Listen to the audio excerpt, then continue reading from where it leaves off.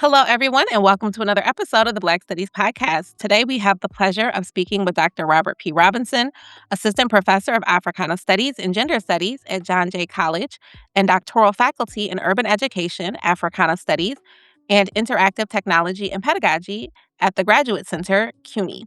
Prior to higher education, he was a K-12 educator and mentor for 11 years.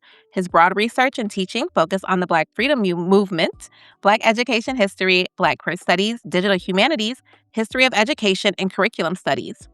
Dr. Robinson's work can be found in Women's Studies Quarterly, the Journal for Multicultural Education, the Killens Review of Arts and Letters, and more. He is a National Academy of Education Spencer Postdoctoral Fellow for his forthcoming book, Education for the Revolution, The Legacy of the Black Panther Party's Oakland Community School, which will be published in January 2027 through NYU's Press's Black Power series. How are you doing today, Dr. Robinson? Hi, I'm doing pretty well. Excited and honored to be here. How are you? I'm good. Ready for the semester to end. That's real. That's real. Yeah. But I'm very glad to be able to talk with you today. So we can dive in. How did you get into Black Studies, and what keeps you committed to doing the work of Black Studies? Thank you. I think there's like, as cheesy as it sounds, like there's a part of me that feels like, Black Studies found me when I was growing up, and then I came back to Black Studies when I got older. I was born and raised in San Diego, Southeast San Diego to be specific. And sometimes when I tell people that, they're like, "There are Black people in San Diego," and I'm like, "Yes, there were Black people in San Diego." 80s baby. I was raised in a school that like had a magnet program later to kind of diversify it more, but it was largely because my elementary school was like 80% Black. And then I ended up going to a high school that was like 70% Black or close to 70% Black by the time that I graduated. So I like kind of grew up in these Black spaces. But a lot of the affordances that I received through kind of that programming came through folks who like studied, who had undergone some Black studies. So it's like on one end, I'm a PK. So I had like a very, my dad is, his first pastoralship was at a Baptist church. And so like there's a bunch of like Black Baptist-costal things that kind of undergird Black spiritual and cultural practices that I was kind of raised with. And then on the other end, in my kind of Black ass existence in San Diego means that I also like the first people who ever gave me like money in educational context were like Alpha Phi Alpha's continued academic excellence program in ninth grade. And then my first tutoring job was through the leadership program at my local urban league. And so there's like this, this like conversation about Black histories that are converging to kind of give birth to who I was or who I became. And so like that's the part of me that's like Black studies kind of found me first. But then when I got to undergraduate school, I knew I was going to be in English and education. So I was on the English education route to become an English teacher. And then my second year, I got really heavily involved in ethnic studies courses, and I took Survey of American Literature and U.S. Lit by Women of Color. And it was like all of the things that had kind of like had shaped me in my youth between like all of those convergences spiritually, politically, intellectually, or in those scholarly traditions prepared me to also be ready to like listen critically through the lenses of women of color feminists and Black feminists. Like some of my favorite lines about how I see the world came from June Jordan and Audre Lorde and Lorna D. Cervantes. Like there are ways that like I see the world through. And I think through that in hip hop and the Black experience, I took that course that year too. And so like seeing my professors, like I have this Black male professor who's teaching this course, and then I have a non-Black woman of color teaching my US Lit by Women of Color course.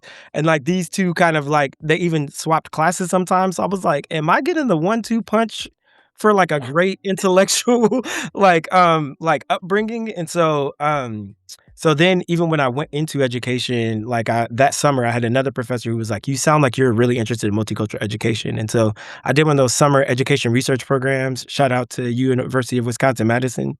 And Dr. well, she was not doctor yet, but, like, soon to be Doctor Kefferlin Brown, was, like, my coordinator for the program, and she was like, "You sound like you would be really interested in culturally relevant pedagogy."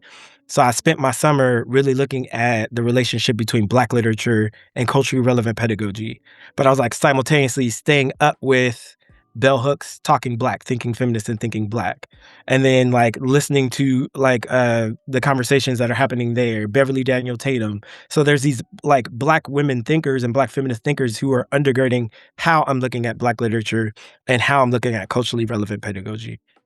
So before I even stepped into a classroom, it's kind of like the convergence of these earlier years combined with my undergraduate years, and then this really deep dive into study that summer that helped me to realize I'm like, oh, I'm very much interested in questions of Black life, but I'm thinking through this with the lenses of Black feminist thinkers.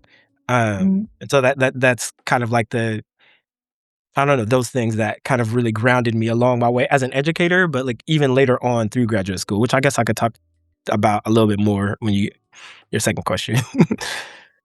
Okay. Well, thank you. Those summer, like, I also did, like, the summer research programs at undergrad, and they're Mhm. so impactful, like, Mhm. changed the trajectory of my career completely, being able to do that type of research and learning more about things like, culturally relevant pedagogy, like, that's something that I also learned during the summer research program, so Mhm. That's cool. Where'd you do yours? Michigan State. Hey, so we were both, yeah, Midwest summer Yep, research. yep. Yeah.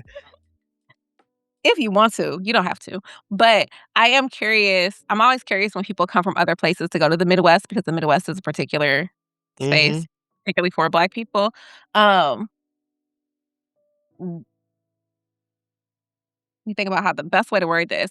So, how was so you have, like, your growing up in Black spaces, and getting that early, like, Black studies, so the convergence of history, Mhm. Black history, which I really like that phrasing. How was it going from that in San Diego, which is the Mhm. West Coast, very different space, then coming to the Midwest and Mhm. continuing that trajectory in a very different type of space? Yeah, yeah. So I had a couple of test cases before I got to the Midwest. So, like San Diego, even though I grew up in a Black bubble, San Diego is still a pretty white city. And Yeah. I didn't realize how white it was until like one year I was at a private school, and then they didn't know what to do with me because I wasn't an athlete.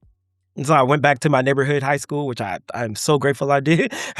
And then, that was like my first time I was like, "Oh, this is what like a very white world looks like outside of home." And then I went to undergrad at Humboldt State. It was called Humboldt State at the time. Now it's, what is it? Cal Poly Humboldt is the new name. And that was a predominantly white campus. So it was like 85% white. So I think and it's also a semi-rural area. So I think I was low key prepped for what would happen in the Midwest because I'm like, oh, I experienced this in Northern California. So even I remember Kevin when she was on the phone, she was like, "You're probably gonna be scared when you get here, because I know you're from Southern California." And I was like, "Yeah," but I'm like, I had a version of this there. I think the difference is there is a different culture of whiteness in the Midwest that I still wasn't fully ready for. So like I had some training wheels in undergrad, but I think, yeah, like um Wisconsin, I think that, like, they're how do you explain it?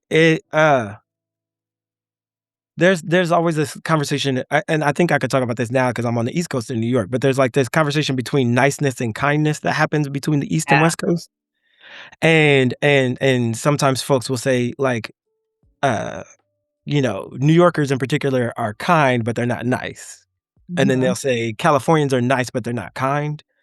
And I think what I saw in the Midwest was a variation of that West Coast niceness.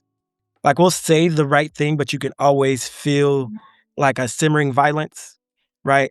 Death of a thousand paper cuts kind of situation. Like I think that's what I felt when I was in Madison. Yeah. It's a Midwest is a special place. It's talk about whenever, people ask me, like, where I'm from, because I 'cause I'm born and raised in Lansing, Michigan, so Mhm. and then I went to Michigan State, which is the town over. So I Yeah. spent most of my life in a very small radius, but, in Malcolm X's autobiography, he says, "It's a very particular place," and it is, like, the Midwest. It's a very Mhm. particular place. Um, Mhm. so I always refer people back to that when they ask about how was that growing up. Go read the autobiography. Mhm. No, I get it. I get it. Yeah, even if I only experienced that version that summer, yeah, I think I kinda have an idea. Yeah. Yeah, it's yeah. Okay. Thank you for indulging me in that question. But so you spent 11 years as a K-12 educator. Mhm. Um, and you did English, English education. How do you situate yourself in relationship to different disciplines, especially given that your work now does cross across so many different fields and disciplines, uh, Mhm. which are related, but can each have their own things? Yeah. Yeah. That's a really, really good question. I think, I don't know, kinda like following part of it is like some of the things that I was thinking of or that I was doing pedagogically as a high school teacher kind of prepared those questions for my PhD program. So I followed that Black literature and culturally relevant pedagogy. Like the question changed over time, but that question of culturally responsive teaching and how it was showing up made its way to my master's thesis, which was like, I think 5 years later. So, and I think that um actually made me start to consider Black studies as a field of study. And so like, I knew it was gonna be a field of like, I knew it undergirded my practice, but I was like, I actually might get a PhD in Mhm, Africana Studies, Black Studies, you know? And then, um and then I applied for those programs, but I couldn't find the arc of the question the way that I wanted to, and so, like, I think it didn't translate well, so I didn't get into those programs, and then I found the question through my practice, like, teaching students, about the prison industrial complex, mhm, mentoring students across different areas, thinking about, like, ways that folks are telling their stories and what that means, like, looking at this question about the digital humanities as an educational so, like, these are things that were happening in the classroom. I was like, "I think I wanna do something, like, I know it's social justice related." And then I got into the program, and then I had what was called, my Black Christmas. And I read, like, 5 works, the first semester of my program, and I was like, "Oh, I don't wanna do an English ed project." I read Black intellectual so I came back, found my way back to Kefferlin Brown's work, her work with Kefferlin's work with, Anthony Brown and Carl Grant, and that book, Black Intellectual Thought and Education, was one of the books that I read for my Black Christmas, and I was like, "People can do historical research?" And so the following spring, I was gonna take a sociology course, and then I saw this class, From Civil Rights to Black Power. Shout out to mhm, my friend Millie, who is my, colleague, and then, and Atasi, because they were both about to take the course with me. I ended up kind of being the one who, like, ended up staying in the course, but I think through my conversations with my peers, I was like, "I think I wanna do a historical project." And so then, I found the Black Panther Party's Oakland Community School through a talk that, Erica Huggins, Mary Phillips, and Robin C. Spencer, now C. Spencer Antoine, were giving at the Schomburg. And so it was like my first semester in, and I was like, I found my research project. And so Black studies was, like, always on the horizon, but it was like I'd already declared that I was gonna do an Africana Studies minor, so that was not gonna be the question. But mhm, now, like, I had a home for all of these things that I had already been doing. So it's like my practice led me to research, which led me back to practice. And so there's this thing happening where they're in conversation with each other. And so that also like took my work into gender studies because all three iterations of the Oakland Community School were Black women, and then and then at the end, in the last iteration, it's Erica Huggins and Donna Howell. But there's like these questions of like, what does Black feminist praxis look like in a program that has a hyper masculine kind of public image. Mhm. And so then in Africana Studies courses, I found that like most of my questions were historical questions. And so I'm like, what is the school doing over time? And what is that relationship to the party's questions of Black power, about gender, about even sexuality, right? Like we talk about like sexuality in the Black Panther Party, but like, and also like what is like the public presentation of what the Panthers are saying philosophically, and what does that look like in everyday practice? So it's like in my questions of Black studies, I took Black intellectual thought in my Africana studies courses. I was taking from civil rights to Black power with Robin Spencer. So it's like that one time that she's there the day that I learn about the question, and then Robin Spencer and Mary Phillips, I'm like begging them to be on my committee later. So they're like, like these are the folks who are like bringing together like American studies, Black studies, history, gender studies, Black feminist studies, like all into the space that I'm like, oh, like I found the home. It was almost like the best parts of my undergraduate experience found a home in my graduate experience. And the distance in time was like, 15 years at a certain point. I think something like it was a while, like or 10 years, some change. So I guess like to come back to that question of like disciplines, it's like I am an interdisciplinary scholar. My primary modes or methods of inquiry are historical, but I still have some like English razzle dazzle because I'm very much interested in, like poetry and language. And so even my second book project is, the first chapter article that also had come out this year is like looking at Black queer genealogies, but I'm looking primarily through the histories of these authors. So even in my historical work, I haven't lost my love of kind of like literary life. Um, Well, thank you. So there are several things I wanna follow on. no problem. Your response to that question, like, lends itself to so many other questions and connections. Mhm. Um, One, that is awesome that you, were able to see them at the Schomburg and then, like, get the project, for the book, like, that became your focus. So firstly, let's talk a little bit about your forthcoming book, Mhm. um, and the Black Panther Party's Oakland Community Schools. Yeah, yeah. So I could definitely talk about the project. So, there's the book is based on my dissertation project, which looks at the Oakland Community School as a site for understanding kind of the history of Black self-determination, primarily in the United States, and then the history of Black education, again, primarily in the United States. But then kind of looking at them as like these like concurrent processes, like creating the way for the Oakland Community School exist, but also like looking at that through the lens of curriculum study. So it's like these two kind of veins happening, but they're like this culminating process. I think Cynthia Young, who talks about her periodization for her book Soul Power. I just looked at my bookshelf, so it's like right there. I was like, look how convenient. But her book Soul Power, she talks about this periodization of the long 60s, and I feel Mhm. like I don't take up that language, but I think that the Oakland Community School kind of exists in that. And so the Panthers, started out with political programs for adults.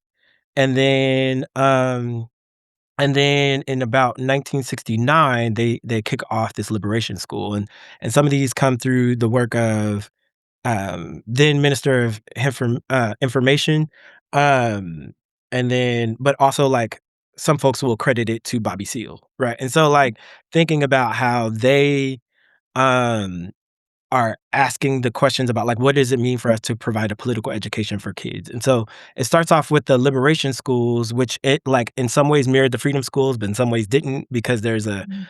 a lot more of a focus on kind of like these third world politics through the lens of the Black Panther Party. And so kids are like learning leftist principles, they're learning about communism, they're learning about capitalism. So kids are like going on these tours of different places in the community and kind of reading their community politically. And then in 1970 is like when they create the first full-time day school, which like is largely known as the Children's House. And so in some papers they name it as like a daycare center, and other papers they kind of name it as the intercom what then becomes the Intercommunal Youth Institute, which then becomes the Oakland Community School. And so the Panthers project is like, starting with it was just as broad as the Panthers were. So, like, whereas the Panthers had, like, a lot of chapters nationwide, there were a bunch of liberation schools nationwide. And then when the Panthers consolidate everything back into Oakland, then the liberation schools then converge to eventually become the Oakland Community School, which is, the last standing of the Panthers programs. And so they had Mhm. the programs called Survival Pending Revolution because they realized that, like, "Oh, we're not gonna change this overnight." But, like, what systems can we have in place to create, um, like, sustainable communities for Black folks until the revolution, right? So, that means, free breakfast programs, free lunch, political education for adults and kids, rides to go visit political prisoners, um, all mutual aid networks, all kinds of stuff. And then, a lot of this at the end of the Panthers tenure was housed at the Oakland Community School. And so this project is like, this is dope that the Panthers are doing all of this from the, late 1960s through the early 1980s. But then the argument that I'm making is that, like, Black folks have been doing this. So by tracing this line of Black education history and Black self-determination, I spend kind of the first part talking about how the Panthers are building on a tradition of the Black radical imagination in education. And so, like, Black folks have been dreaming of new futures, what liberation looks like, that imperative educate to liberate. How are Panthers creating this, not just in their, multiple programs, but how is this also all coalescing in this project that is the Oakland Community School project? So, Thank you. That sounds like a very important, um, work, but placing the Oakland Community School in that long trajectory in history, radical Black education is integral, I think, particularly right now when there's so much pushback and backlash against the types of education, mhm, that are not only just in the Black radical tradition, but also for liberation specifically. So, mhm. it's very timely that your book is coming out right now. Thank Or you, thank I was also speaking of timely too, I'm, like, thinking about, this time, like, I'm probably y'all's, like, 200 and something interview, but I was curious about, like, what does it feel like for you in this time to be engaging in a project like the Black Studies podcast? Like, I told myself, I didn't tell you this before this, I probably should have, but like, I told myself that, like, someone needs to study the work that y'all doing with Black Studies. Like, y'all are, like, archiving our experiences in real time. Like, that's dope. Like, I don't know. How does that feel? Like, what is it like? Yeah. Honestly, it's surreal for me. Mhm, Um, it's first of all amazing, and I'm so, so thankful for everyone who continues to agree to come and grant their perspective to the series and be on record and think through these ideas and share histories and trajectories, and, mhm. like, that has been amazing, um, but it's not, we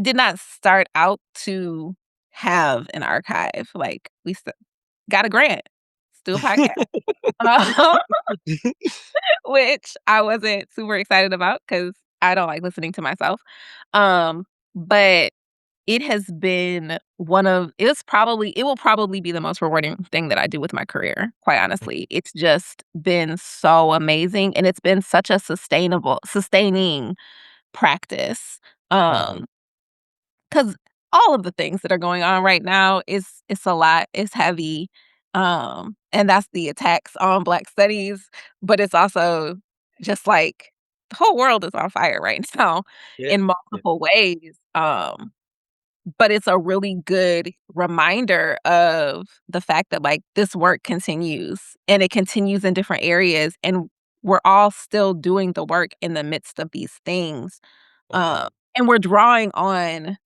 that tradition of the work in the midst of these things.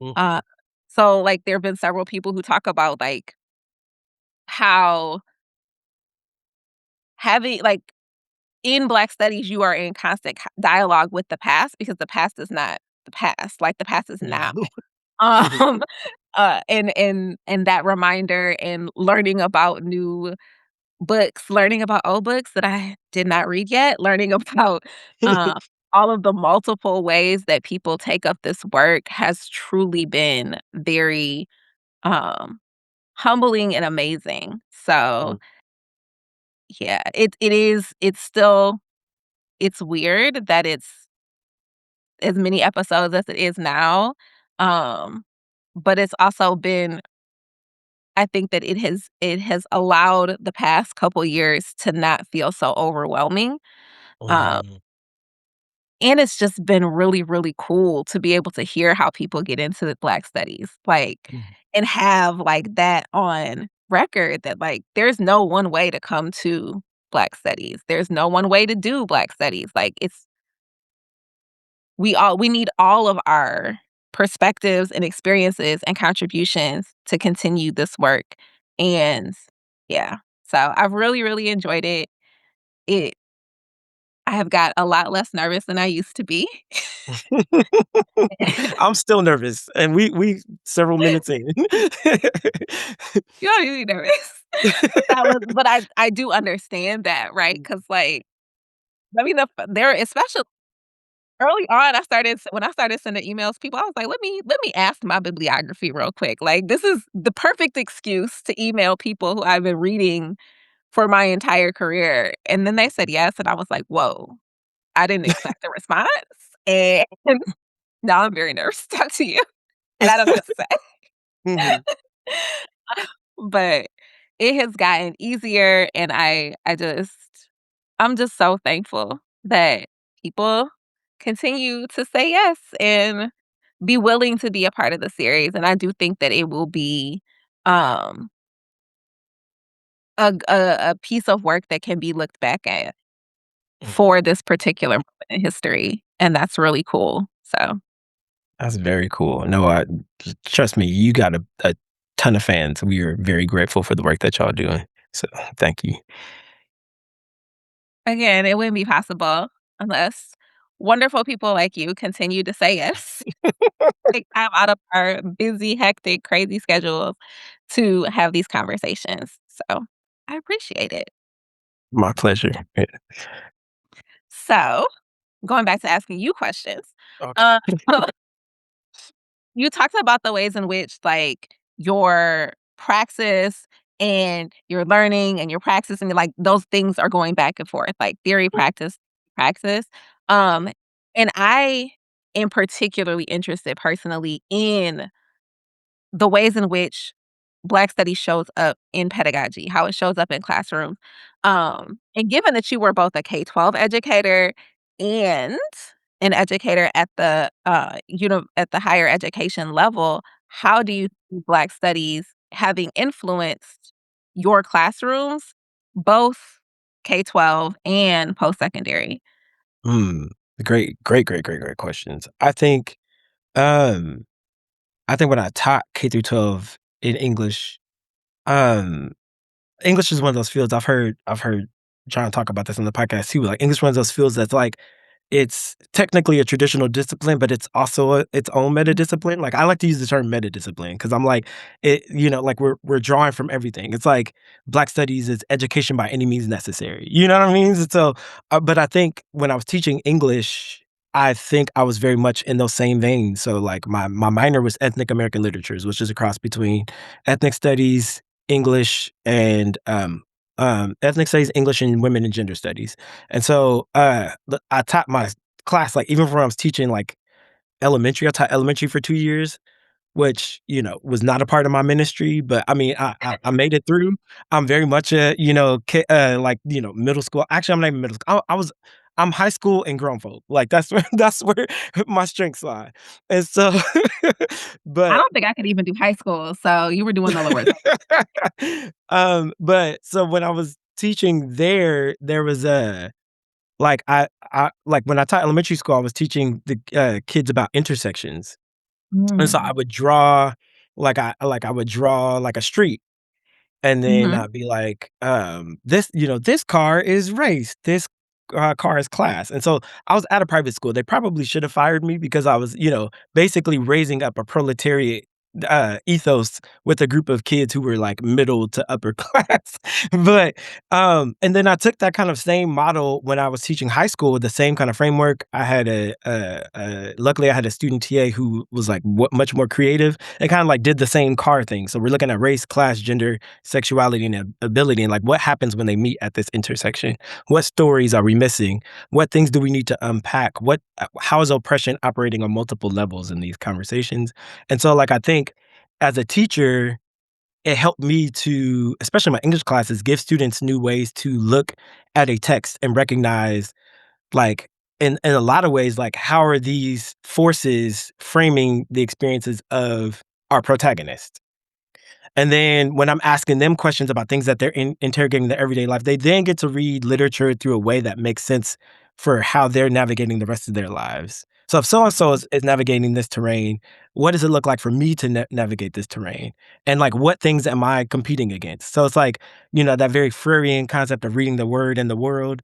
Um, Mhm. but like, that's also like embedded in the work so I think that Black studies informed my pedagogy that way through essentially like, I learned about intersectionality through, through Bell Hooks articulation of, what is it?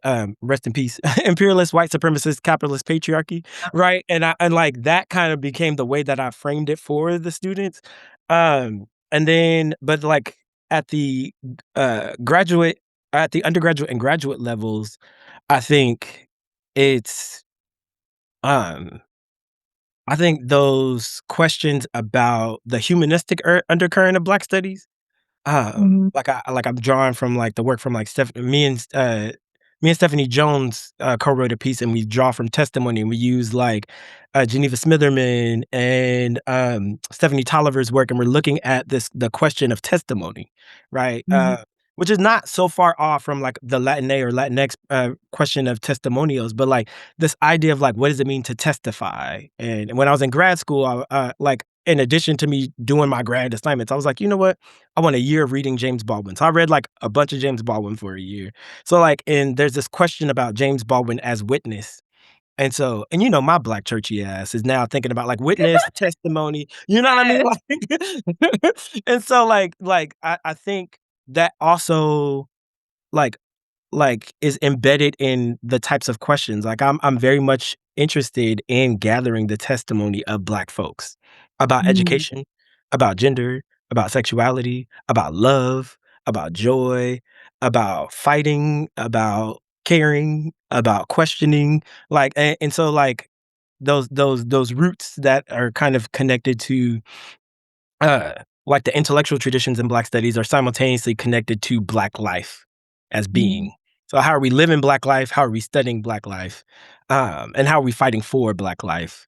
I think that that comes up in my pedagogy often, and then it forms like how I'm teaching. Like I have an environmental racism class, and I'm like, y'all create a podcast episode. First, I want you to do a like an op-ed about one of these issues. It's like we're in New York City, like we have to ask questions about what environmental racism looks like. And I was like, I'm sure, by the time we get to like the fifth week, they're recognizing like, oh, I had this, students are bringing this stuff from their own lived environment. So like that question about Black studies about lived experience also being upheld as part of the like a viable form of inquiry. It's that question of witness that comes up again and again. And so, and then I taught a class called Blackqueer Lives and Pedagogies at the graduate level, and then reshaped it for non-teaching context for the undergrads. So what I did with undergrads, I was like, it's I want y'all to do oral history, but I was like, I don't want this to just be extractive. So I want you to volunteer 7 hours at the LGBTQ Resource Center for Elderly Folks. And I want this learning to be about building. And so like the imperative in Black studies that's like simultaneously a question of like, what does it look like to bring Black studies into the community and take it back? I'm like, we're gonna Yeah. live Black studies in our class today. So Well, that's amazing.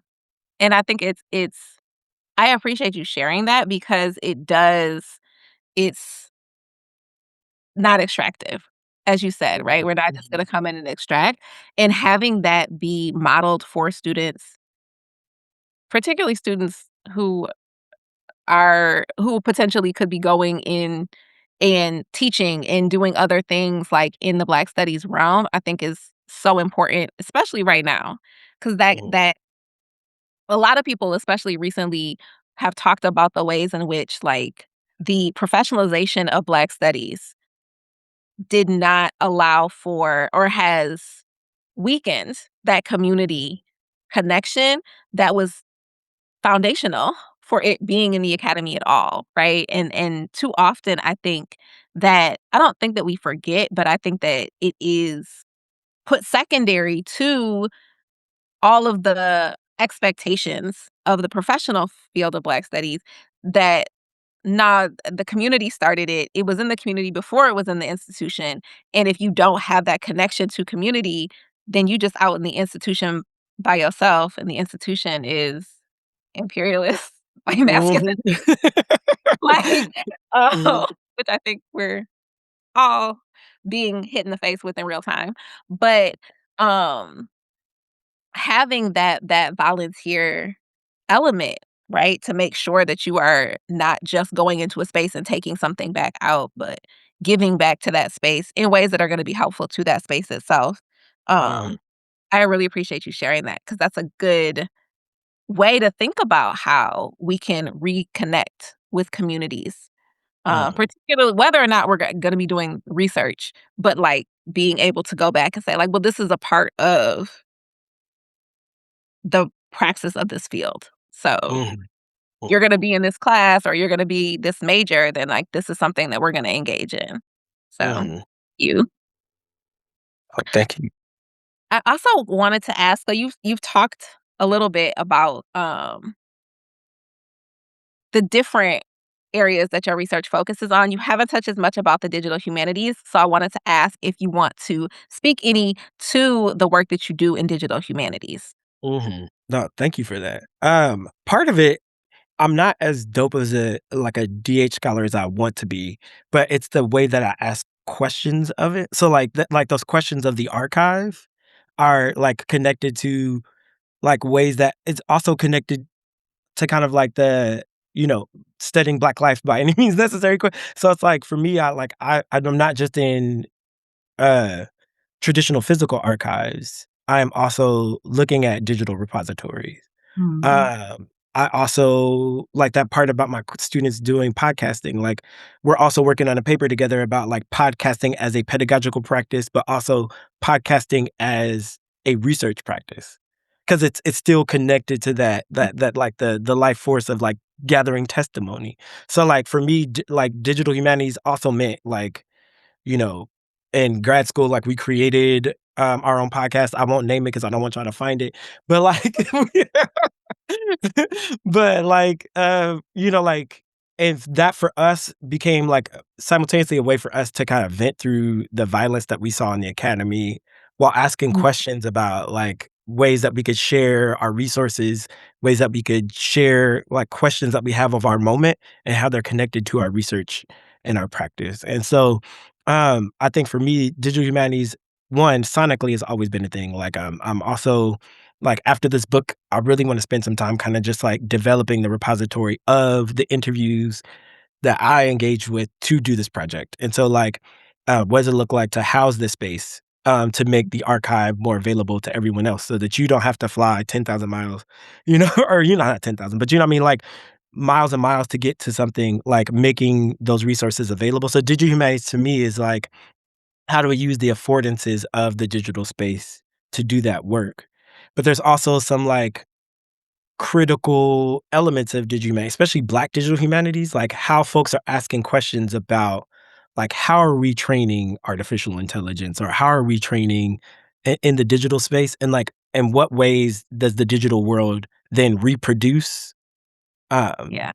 reproduce the same violence we see in the physical world. And so I think my DH questions are as much a question of method as they are like a question of kind of epistemology. Like what does knowledge production mean in the digital world at this particular moment? And so, I think that's part of it, but I also like serving the interactive technology and pedagogy program. So like I'm serving as like a mentor for some really dope oral history projects, or like this dope project that is students scraping the web for Black traditions. That's the safer version. I guess the other part is too is that part that I was talking about, like the repositories that do exist. Like, how do we take seriously the same way that we're reading deeply in the physical archives, how are we reading deeply in the digital archives? But also, I've heard you say this multiple times in interviews, like the archive is never neutral. And so, like thinking about how, like what contributions I share and like what arguments that I'm making, and being clear about what those arguments are when I create digital repositories or when I'm, um, engaging in podcasting as that act. Thank you. Um, all of that sounds one, I think that those are such important questions to be asking right now, particularly because of the ways in which technology is being utilized, um, and rapidly appearing, whether we want it to or not, in all of our Mhm, spaces. mhm, Like having to opt out of AI and it just being there, for rather sure. than opting into it. Um, Mhm, and what that means, not just environmentally, because that is not necessarily as talked about, but in a lot of the push for more AI, I mean. But also like what it isn't neutral, right? AI is not mhm, neutral, mhm, and digital archives, digital spaces are never going to be neutral. So how are we pushing back on that? And one of the things that has been super interesting to me, like, well, my sister is a historian. She's a PhD candidate, and so we have a lot of now conversations about the archives in ways that, like, I'm not a historian. I took a couple historical methods courses in grad school, but I am not at all a trained historian. So, like, but I have been very, very fortunate to be able to talk to a lot of historians, for the podcast, and just the ways in which particularly Black feminist historians have taken the archive and they read against the grain, in between the grain. Like, Mhm, how are we going to do that with the digital space, yeah, um, in a way that maybe will not take as long to shift narratives as it yeah, has for traditional paper archives? yeah. I I know. was Go ahead. I'm sorry about it. What were you about to say? I didn't wanna mess I you was just up. gonna say I think that that's why your questions are so important. It made me think about, like, how can we speed up this process on the Mhm, digital side so that we can have these conversations earlier and make sure that multiple perspectives are being represented as we move rapidly through this yeah. technological invasion, um, into all And of our spaces. I love it here because I love that you said invasion, because there is like coming back to that question of violence. I think you're naming it because I was like talking about the digital archives, but I think you're naming that question about artificial intelligence that I'm thinking about. Um, and like invasion is such an important point, and I think there's enough scholars out, which I love, especially Black feminist scholars who are like, this doesn't. We don't have to make this the deterministic kind of story that is giving right now. Like that doesn't. And so there are also questions like that like you were talking about opting out, but uh the at her presidential address, Maisha T. Wynn, um at the American Educational Research Association, also talks about like kind of like spaces for Black folks to digitally leverage affordances without kind of opting into this version of artificial inte and I think that's such an important question. I'm thinking about Elizabeth Alexander's Black Interiority, and my homegirl Makiba Levon, shout out to Makiba, put me on to that that text because I'm like, what does a Black interiority, particularly like what things do we protect for ourselves in this digital moment? So how do we disseminate it across like networks that we trust, but like how do we not like then continue to feed the machine that's attempting to Mhm. consume us all? When I find that answer, Let me know. Sure, come back. Share with us all, 'cause yeah. yeah, because that's yeah. Okay, this could we could have a we could talk about that for the rest of because then I'm like, as we think about like the way that information is disseminated now and the way that even social media, right? If we're just if we think about the way that social media has been used by groups of Black people and but its visibility, and like you said, like how do we disseminate information across networks, but then don't have it be so visible that it's gonna be extracted by people outside of those networks, and Mhm. I think I just saw a video the other day online that was talking about, oh, white people have started saying talking about "boo boo the fool" now. You're Um kidding.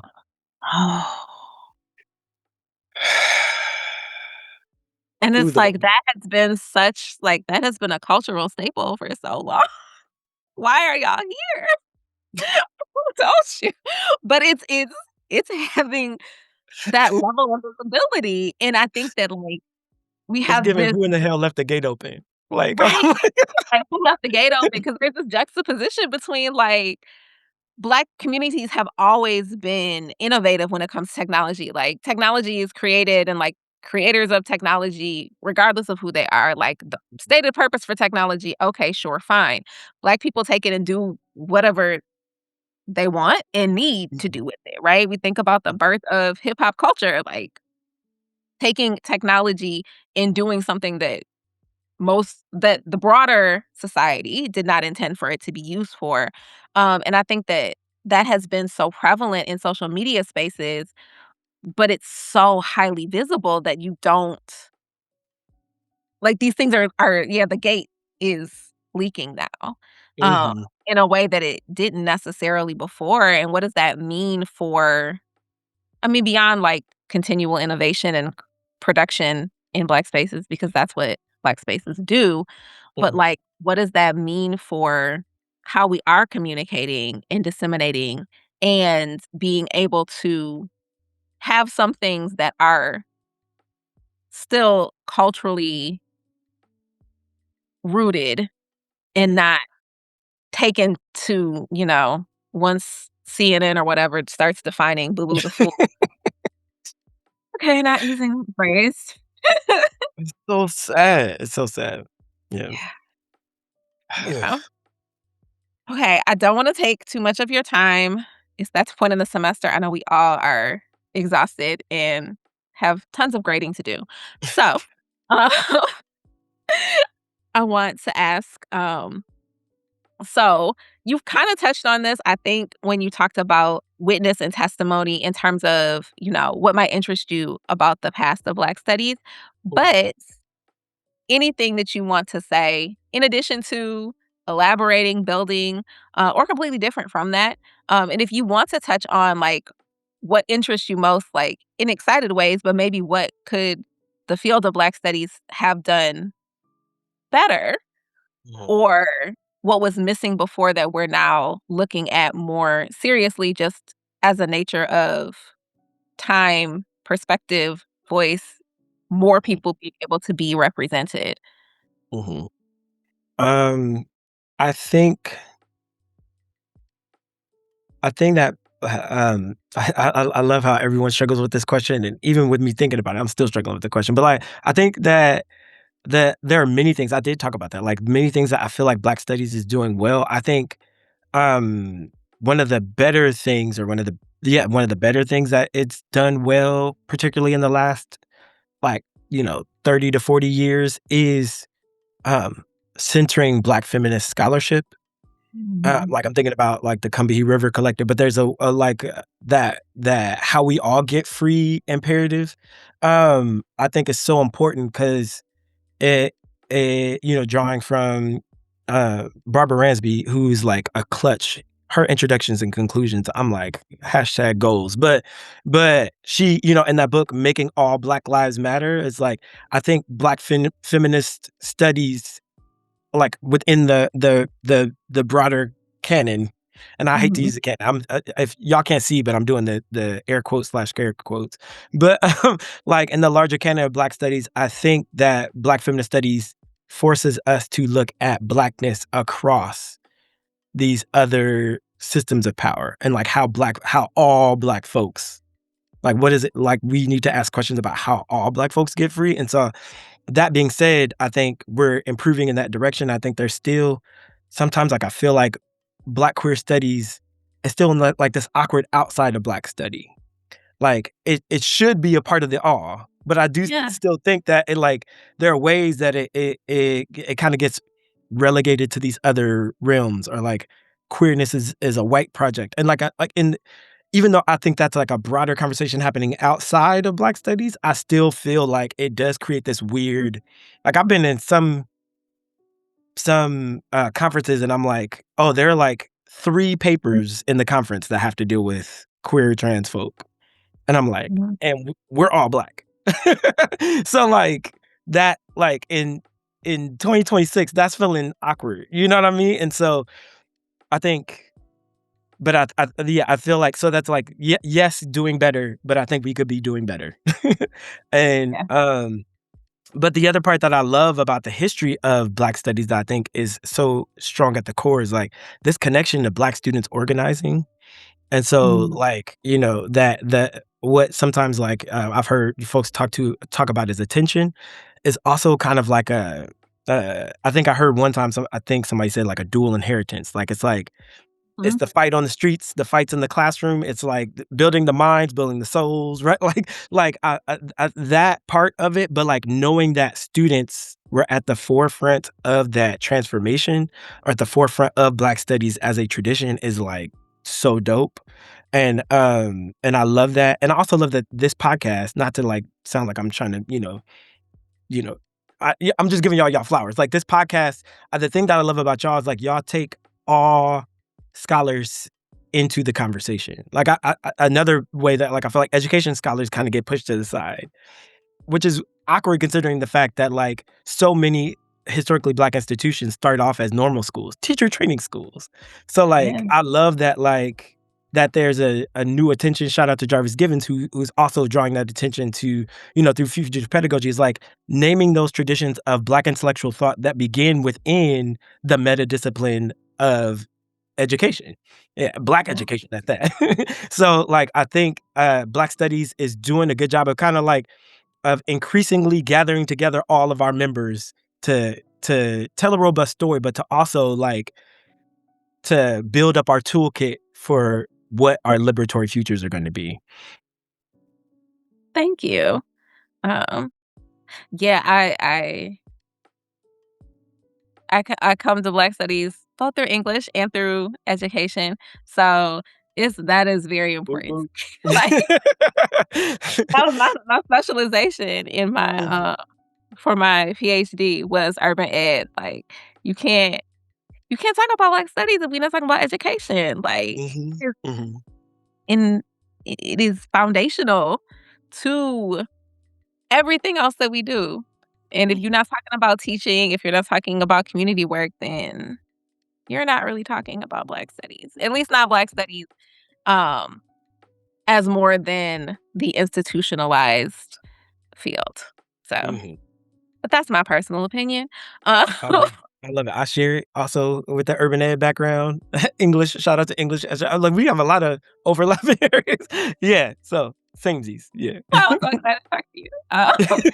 So, finally, Mhm, what interests or excites you most about the future of the field, or what questions should we be asking as we move forward? mhm. I definitely think that that question I was talking about, the Maisha T. Wynn's discussion about, those I think that's a question we should continue to ask. But the things that I'm also excited about are, I don't know, working with grad students. I'm like, this is such a. I mean, yeah, they give me new hope in ways that it's uh I guess there's the blessed curse of interdisciplinarity, like the interdisciplinarity as it translates into like the traditions of the academy are struggle, but I love that like my grad students are willing and ready to gather together all of their resources across the fields to answer a question. Because I think it's so important for us to like to not so heavily get caught up in our disciplines that we forget that uh, is that like our some of our own imperatives of education for liberation. So like if I'm dreaming of a liberatory future, what tools do I need to get there? And so, like, yes, we got to stay in our lane, like, do what we do well, but also not be fearful of drawing in our cousins from other disciplines to kind of answer, not answer, but like to pursue that question. Yeah. And Mhm. so I do love that, like, this newer generation of scholars are asking questions all across. So I'd be like, I see your boundary, and I'm gonna run right through it. Like, yeah, like, I love that. I love that. Yeah. Well, thank you. Anything else you would like to add before I give you back the rest of your Tuesday at the end of the semester? Um, I don't think I have anything else. I'm sure there was some stuff that probably I'm be like, come back to you tomorrow and be like, "Dang, I should have" look, let me see if I have notes here somewhere. I think I kinda covered pretty much everything. I just thank you again for having me. I would like, the only difference I would probably have is, like, I would give you a list of shout outs, but that's, like, the thing that you that I feel like that's such Black '90s culture. I'm not gonna do that because I already did enough of it now, but I just love that though. Like, when people give their shout outs, I just be on the side, like, writing down, "Okay, I that love person it. I think that I person gave a few. Yeah, like, there's I mean, I already told you about my committee members, Robin C. Spencer and Mary Phillips, who was on here, Yes.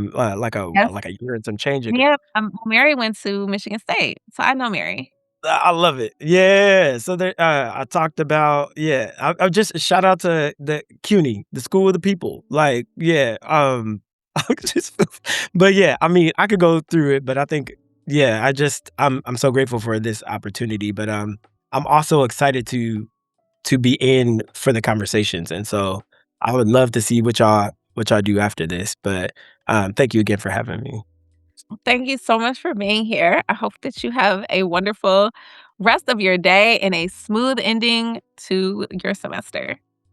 Thank you. You too, you too. Thanks.